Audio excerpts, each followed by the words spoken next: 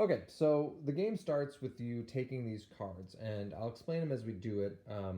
But so I draw the first card, and it's a ceremony card.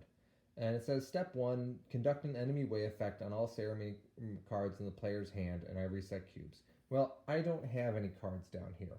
It's the first card of the deck, so that doesn't affect me in any way. And then I can discard this card, or I can do step three, which is I can add one child population counter to the passage of time, and I add this card to my hand. Later in the game, and I forget these all the time, but later in the game, I can discard this card instead of making a die roll during battle, evasion, or any time during the player operations segment. And the roll is an automatic 1. So this is nice. I could use this, like if the enemy was attacking me, I could use this card for them for an automatic 1.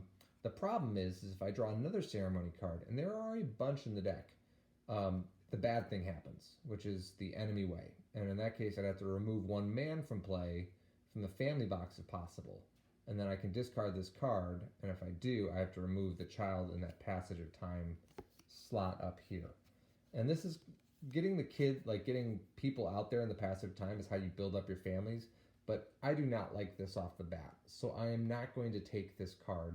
I don't want the enemy way effect. Losing that man right off the bat is not good. I don't have, the enemy is not going to attack me for a while, I hope. So I'm going to discard this. So I discarded, and then that's actually it on this one. There's a sequence of play. I drew a card. This is not an operations card, so I don't do the step 2. There was no major event. There was no minor event, so I discard. So if one or more family counters are in the same area as a fort, the player must lose either one culture or one military point. There's no forts on the board. That happens later in the game with the Americans. So you can ignore that for a long time. Then I check the automatic victory. That's if either culture and military is at 0, I lose the game. It's considered major defeat. If the enemy has a 0 morale and the player does not have any families in the same area as a fort, the player may win an automatic victory. And then there's more stuff on there. Well, enemy's not at 0. Their morale's at 5 over here. So nothing there. And then unless placed faced up on the top edge of the map sheet, as a reminder of persistent effects, discard this current card. I can adjust family ferocity and set it to any in-play family that does not have a man in its counter family box to 0. And then if the scenario has not ended, draw another card. So basically, that's a long way of saying, like, you have to check a few things, but early in the game, you're not going to check this stuff. So I discard the card. So I draw another one. So I go back to the sequence of play, and it says draw card. So that's what I'm going to do. And look at that. See, this would have been bad. I drew another ceremony card, and I can either, same thing, I can add a woman to my population, and she would count as a die roll 2 if I need her. But if I don't, it's important, I can remove any one animal from play if possible. Player may discard this card. So I don't have any animals. So this isn't so bad. I might take this card and kind of use it to put a woman on the passage of time slot. So that's what I did. So hopefully I don't get another ceremony card for a bit, but I have a woman now in my passage of time, which means if I do passage of time, she'll go right there. So I'll draw the next card. And here we go. It's an operations. So I put it up here on the card spot. And if you notice, there's a kid there, and that has something to do with a different, with one of the things I can choose, which is I can do a passage of time if I choose, and that kid will then go on the chart. But operations. So I start up here at the top. Player may preempt for 3 action points, and that means I go first. Otherwise, the enemy always goes first. And the enemy collects 2 action points if the player preempts. Otherwise, they get 4. So it's in my best interest to preempt if I can, within reason. This is kind of that balance. It's like sometimes those action points really help later and you need them for different things. But I'm going to do that early because I want to, so I'm going to bring this down to 3, and I'm going to give them the 2 that they're going to use. Because what I want to be doing now is I want to raid, and never is there usually a better time than to raid than right away, before the enemy starts putting different resources up here. So there's a little chart here. Yours might look different. Yours is a 2nd edition, so some of this might be a little different looking, but I can do take actions, and I can do things like find a new water hole so I can remove a drought. I can move to adjacent area, which I'll be doing with some of my guys. Move to Canyon Day Shelley, which I can do. Plant or harvest corn, which I'm going to do. Raid New Mexico for horses, livestock, or slaves. I'm going to totally do that.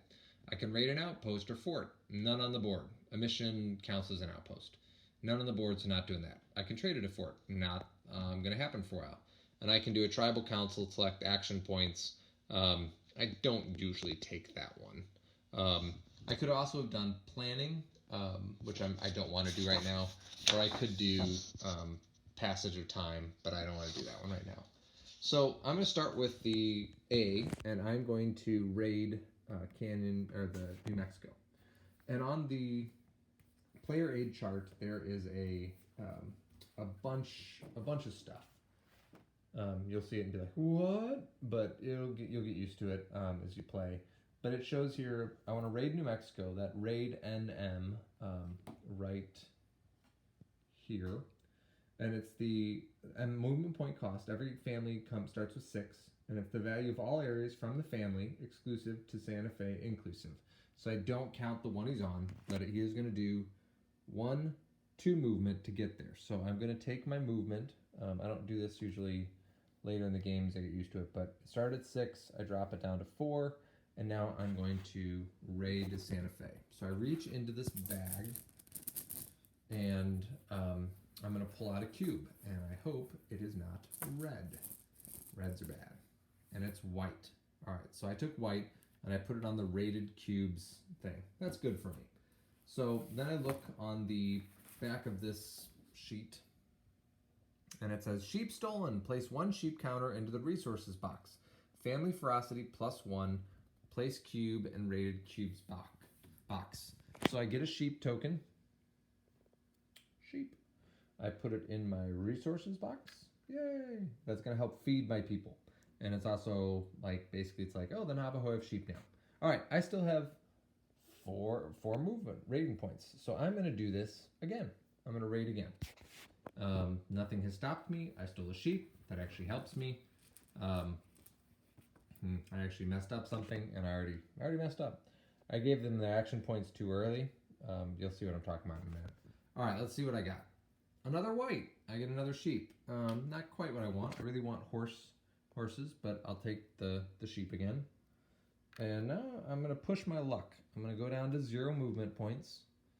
I'm going to raid again. Oh, I forgot to improve my ferocity. So, see, there's a little bit of, I should follow, if I follow the rules, if I follow the thing, I follow what it tells me to do, I should do it. All right, so now I'm at +2. So that can be bad when raids happen. But all right, so I'm going to raid one more time and push my luck. Reaching into the bag, see what I pull out. It is a yellow cube. So not what I was quite looking for, but nothing bad. No red. I didn't want red or green. So slave captured. Place 1 child counter into the passage of time box. Family ferocity +1. Can't go +2 anyway. Place cube and rated cubes box. So I get to take a child and put him in the passage of time box. And I have a kid and a mom. So think of women and children. I don't have a lot of men yet for another family, but I could build a family this way. And I have 3 cubes in the rated cube box. Not bad for A. So now I'm going to go to B. And B, I want to just do something simple, which is I want to plant or harvest corn. This hinders raids. If raiders come at it, it takes some more movement points for them to get past the corn. They basically take it themselves. But if I leave this space, the corn is immediately returned to its draw cup. So I kind of am stuck. I'm leaving my guy stuck there. But I can harvest it later and get the food. So there's a draw cup here. I have 2 of them here. I have one that's filled with corn, and I have one that's filled with these question marks, these intruders. And they come in the game during cards. So I'm going to reach in here, and I'm going to grab it. And there's a front and a back side. So I'm going to just show you the front. And then you can tell by like the rounding of it, the front sides are they're rounded, and the back sides are flat in the back. So you'll feel that. So I'm going to just keep it on the front side and not look, and I place it under my B tribe or family unit. So there's corn there. It could be anywhere from 0 to 2. So I could do this and have it be nothing, and I could do this and have it be 2. The majority of them are 1s. And then this one, C, I'm going to do another action, which is move from Cannon de Shelley, and that takes all my movement points, but I can put it anywhere on the board I want. So I think I'm actually going to put it over here, right there. So now I have 2 victory points there, 4 victory points here, and 3 there. So I actually have 9 victory points, so I'm good if that a card should come up costing me. So I did all that, so that's my turn. Now it's the enemy's turn to act, and they are going to take their 2 action points, but for every cube in here, it's -1. So I have 3 cubes in this rated cube box. Basically, it's kind of like I punched them in the nose. They're still recovering. So the minimum they can get, they always have to get 1. They always get 1. That's the minimum they get each turn. So they are going to get 1 enemy action point. I'm going to slide that up to a 1. And then I come over here and I follow the enemy operations. And up here it shows enemy, special enemy instruction conditions, nothing like that.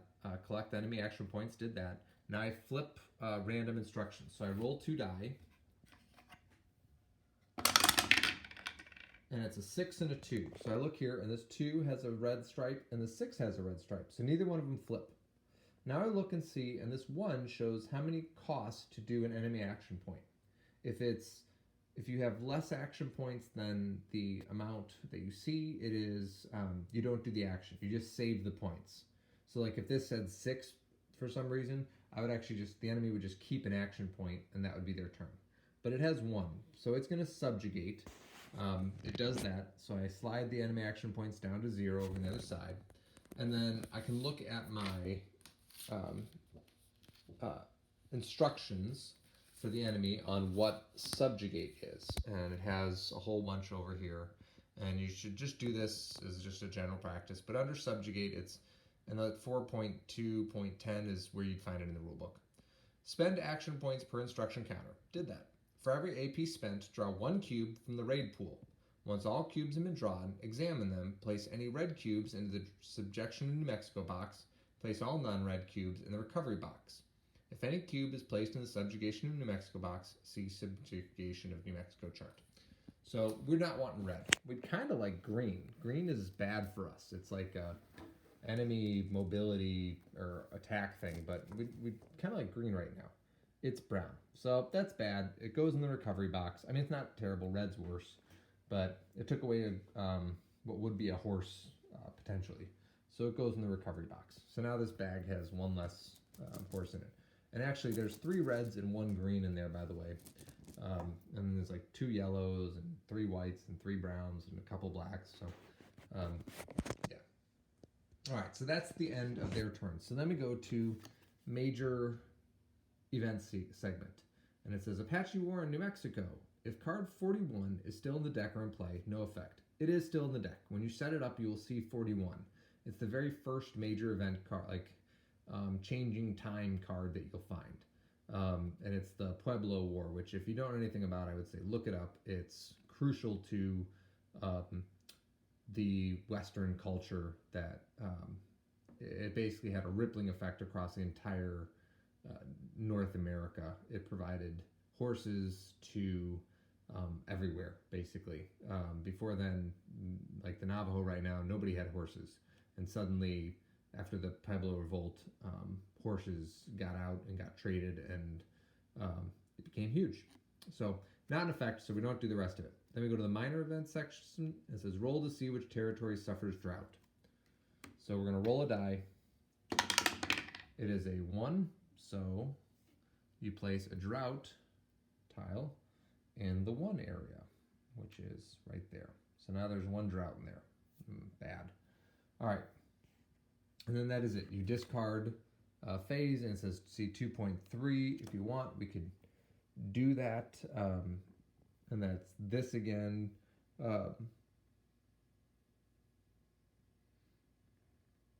Yeah. nothing we'd actually be doing. So we draw another card. All right, it is another operations. Oops, I'm sorry, I forgot something. This is then supposed to reset. So this goes up, and then this slides all the way down and then around to there. If you have more than one, you'll notice how it would kind of start to change its order a bit as you do this. So operations. So player may preempt for 2 action points. I don't have any action points, so I can't do that. So the player, I didn't, so he gets 3. But because I still have rated cubes in there, it's -3, which means they only get 1 action point. This is working out pretty well for us. So I've slid the action point over. I'm still going to roll the die, because they might switch, but they're not going to do anything. A 1 and a 3. All right, so he doesn't flip because he's got a red stripe. He does. Or this chit does. That's what these are called, chits. So it flips over to a raid. So as you can see, next we're going to have subjugate, build, raid, raid. Not good for us. But we save that action point. They don't spend it because they didn't have enough. And now it's us, our turn. We could do things like raid New Mexico again, try and push our luck for horses. But I really like that there's no red up here. And the reason for that is every red cube up there gets an extra action point per cube. So it makes the enemy kind of move a little faster. I could do planning for an action or for my turn, but unfortunately that would reset the cubes. And so what happens is these slide to recovery, and recovery goes in the bag. I like having the 3 up here. So I might just try and plant some corn and harvest some corn, and I might try and push my luck a little with this guy and raid once. I might kind of do my turn a bit over again, because again, I like having those cubes up there, and I don't want them to change. So I think that's what I'm going to do. I could try and move up higher now that there's a drought token and do a hunt for watering hole. But to do that, it is, when I look here on my sheet, it says to remove a drought counter, use the parentheses value if the family has a horse. This action costs 9 movement points minus the value of the family's area. So this only has 6 movement points. So right now it'd be 9 minus 2 for 7. I don't have enough to find water. I'd have to move, which costs me 3. And so then it'd basically be 2 turns just to remove this drought. I'm going to let it be. And I'm going to raid with these guys. And so I put their movement points at 6. And then I slide down to 4 because it's got 2 there. And then I'm going to pull out, hopefully, a black or a brown. And not a red or a green. And it is another white. I get another sheep. It's not exactly what I'm wanting. Okay, I think I might push my luck one last time. Let's see what I get. It's a red. All right, so it goes up there. So now it's going to be an extra +1 enemy action point. If it's a red, it says return cube. That's on a fort. So raid on New Mexico, return cube to subjugation in New Mexico, and draw again. So I did that, and I could draw again, but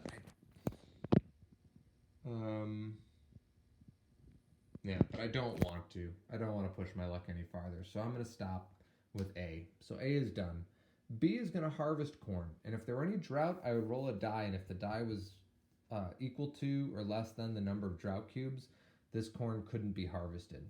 But as it is, there's no drought up there, so I'm going to harvest it and see what I get. And it's a +2. My guys are doing very well on food. I have 3 sheep, I got 2 corn, doing fine. C over here is going to plant corn, because what else am I going to do?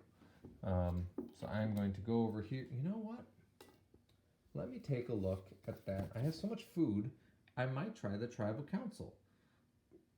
This action costs a family, which is not yet spent of its movement points, all of its movement points. Roll a die. If the die is greater than or equal to the value of the family's current area, collect 1 action point. I don't need the corn. I think I might do that. So I need to roll a 2 or higher. And I rolled a 1. So I didn't get it. So they didn't do a council. They didn't give me an action point. Nothing. So that is my turn. So looking back at the operations card, the enemy's gone. I've gone. So now we do this major event sequence. Hostile tribes. Instruction counters on the enemy instruction display with a star flip to the front side. There are none with a star on the enemy actions display. Then I'll flip to the front side. Well, this guy, the Utes down here, already's on his front side, I can just tell you. Then, if on the active column, swap places with the counter above it if possible. Next, if on standby column, swap places with the counter occupying the same row. So basically what that's saying is this star is going to switch with this one and go there. So now the Utes are in play. They might come after me. And I don't like that. Now we go to the minor event sequence. Roll to see which territory suffers drought. Damn drought. So we'll see. It is a 2. So we have drought on section 2. Okay, then I discard the card, and that is the end of that. I draw a new card.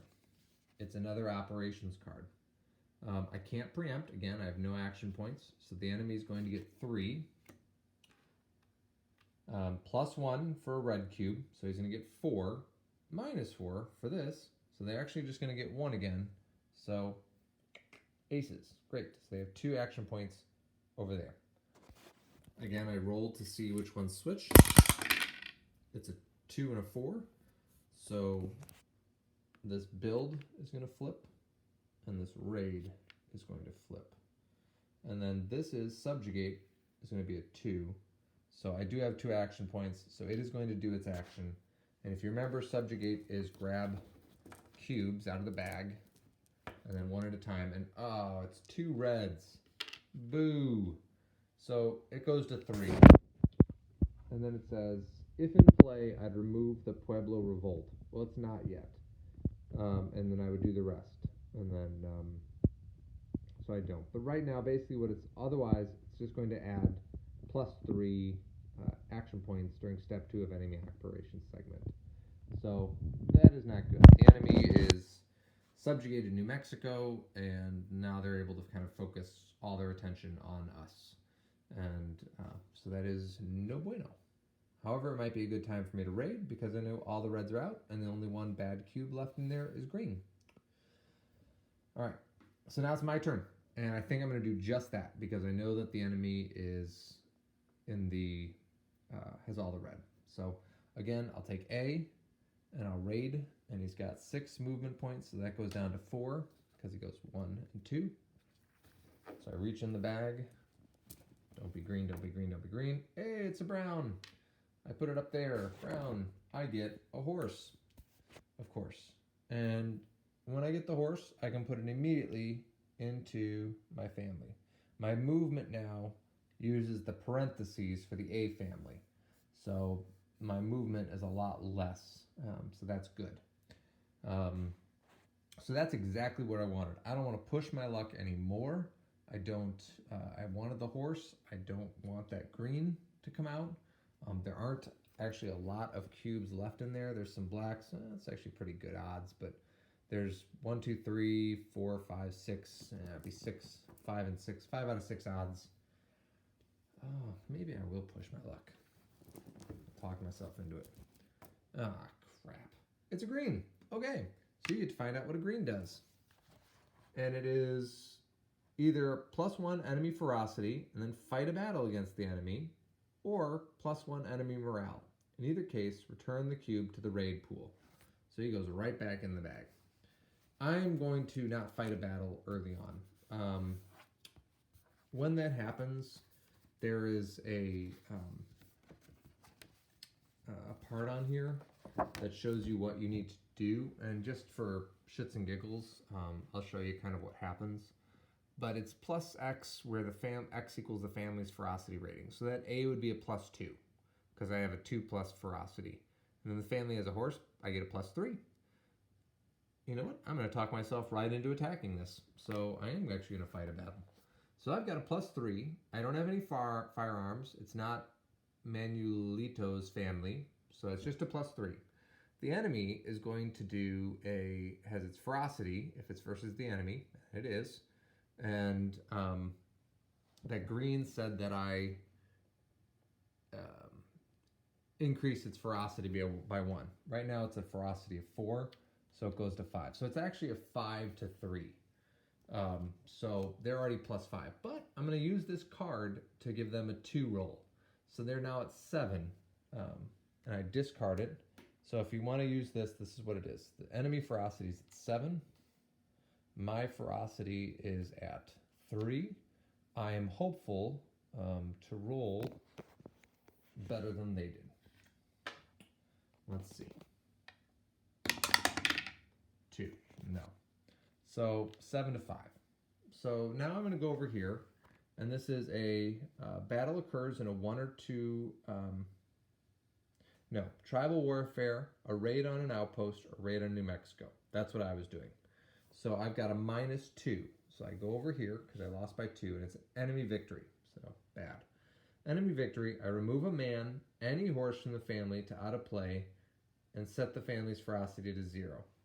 Ugh, I have not played this in a while. I forgot about this. So I remove the horse. I remove the man. I set the family ferocity to 0.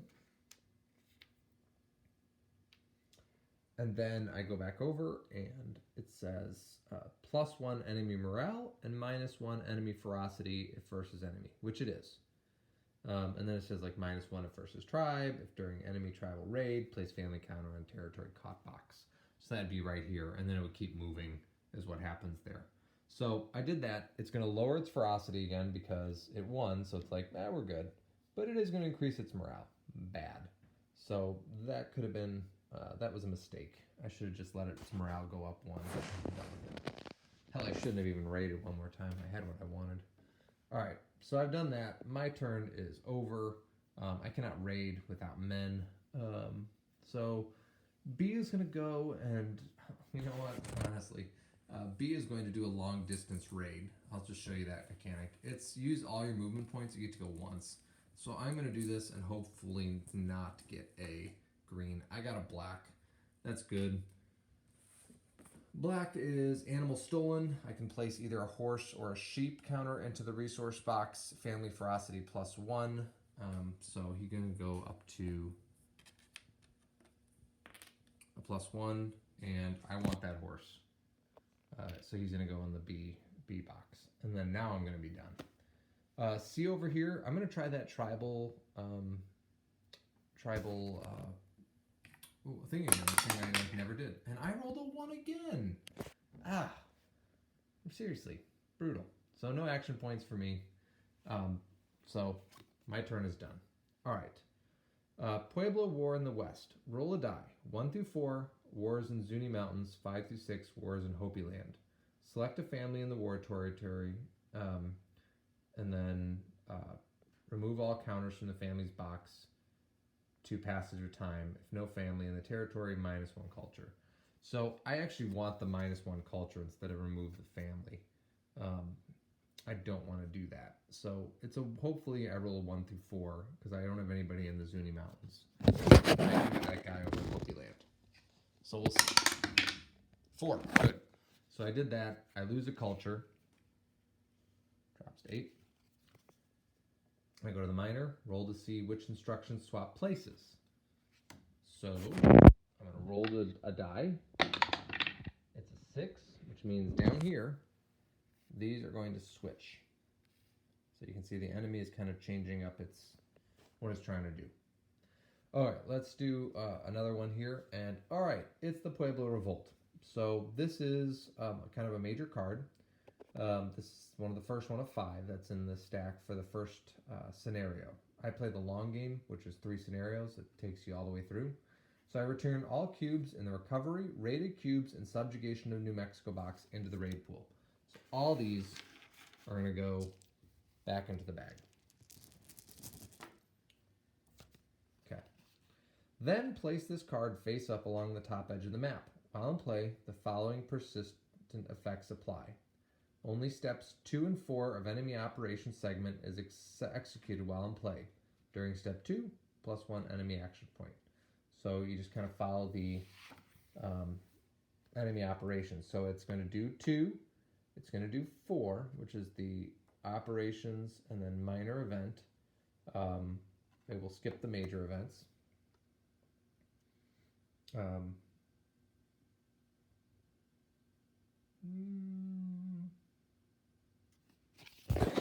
me think about that. No, sorry. It's going to do this one. Collect enemy action points, execute enemy instructions. It's not going to flip random instructions. It's not going to do this part. And it's not going to reset the enemy instruction in display. Well, it has to, but... then during step 4, all action points in enemy's AP available box must be spent to execute subjugate. So they're not going to do... That's why it doesn't get reset. None of these are going to move. It's not going to do any of that. It's just going to subjugate every time. If the number of action points spent exceeds the number of cubes in the raid pool, the excess AP have no effect. And then ignore enemy instruction counters while in play. Do not reset cubes while in play.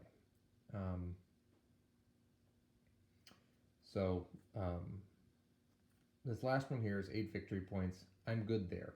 So on the victory check, I like to just stick this card right here to remind me. But the victory check part, let's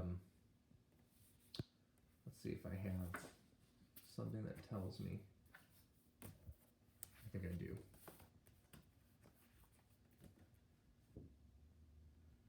Passage of time, intruder, battle spoils, family, yeah, victory check procedure. So I would go through and do this. I'm not going to do that. I'm actually going to stop here. I didn't do a lot of things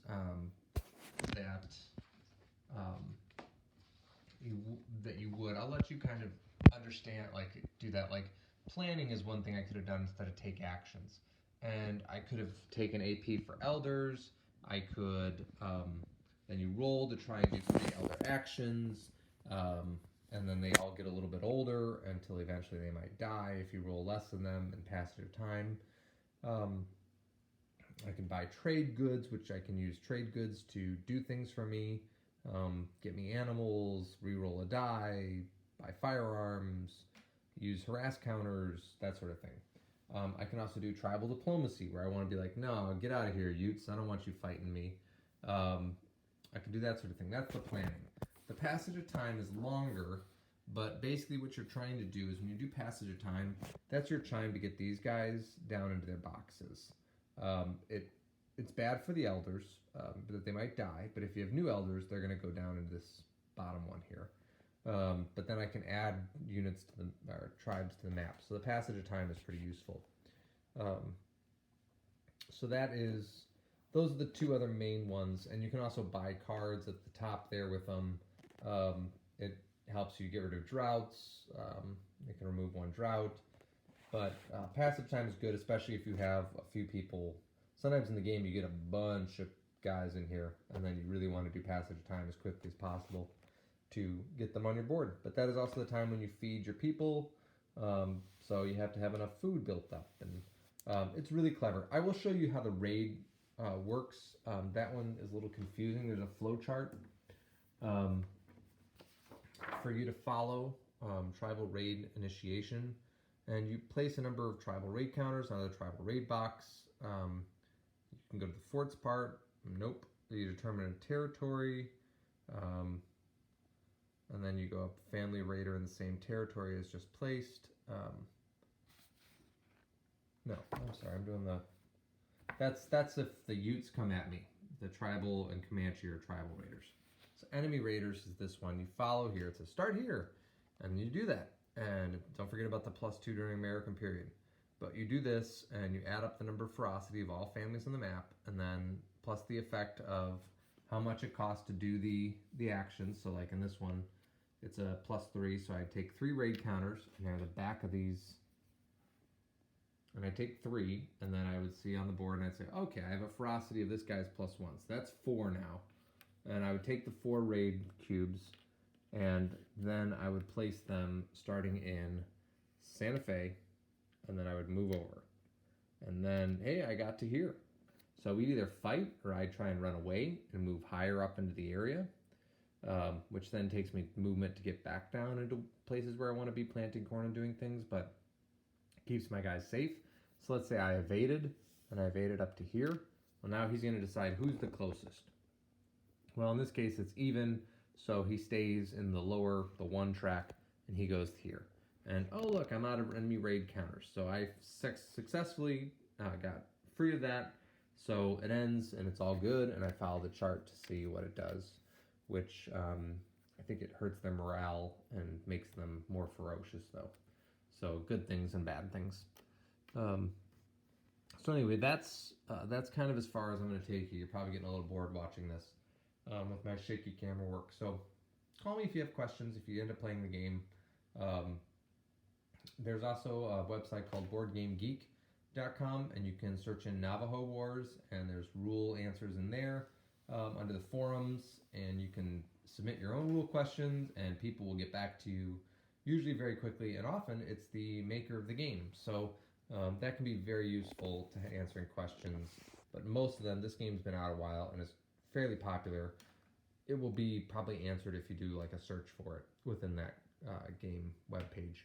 So anyway, I hope you really enjoy it. I think it's a really neat game. It tells a nice story as you play. Yeah, anyway, there's historical accuracy with it, and a lot of cultural sensitivity. The owner, the maker of the game, I don't know, I think he might have been a missionary in the Navajo reservation, and he ended up doing a lot of work there, and ended up deciding to make the game, and he thought it'd be good to play from the natives' perspective and not have an enemy, someone playing as the enemy. So he has this bot system doing it, and yeah, it's cool. I think I like Comanchery a little bit better. I think this system down here works a little bit better in that game, but this one's pretty cool overall. So thanks, Tyler, and happy birthday. Bye.